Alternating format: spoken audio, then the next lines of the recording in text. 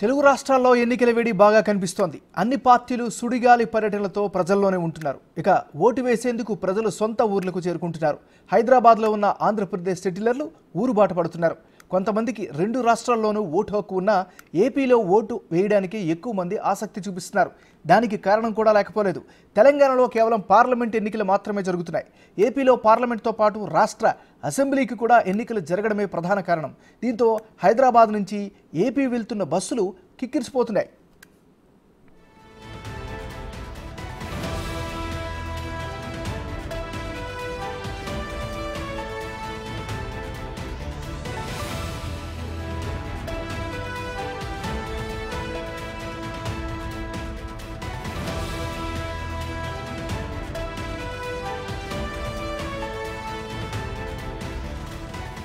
సాధారణంగా హైదరాబాద్ నుంచి వీకెండ్స్లో మాత్రమే ఏపీకి 2000కు పైగా ప్రైవేట్ ఆర్టీసీ బస్సులు ఫుల్ ఆక్యుపెన్సీతో నడుస్తాయి.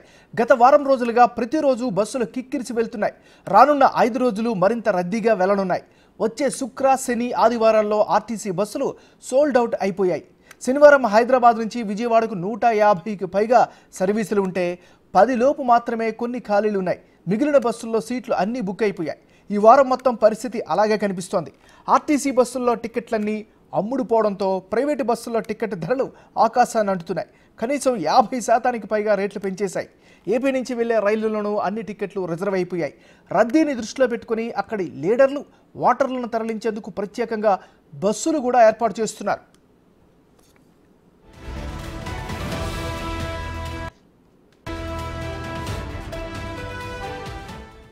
తెలంగాణలో 25 లక్షల నుంచి 30 లక్షల మంది ఏపీ ఓటర్లు ఉన్నారు.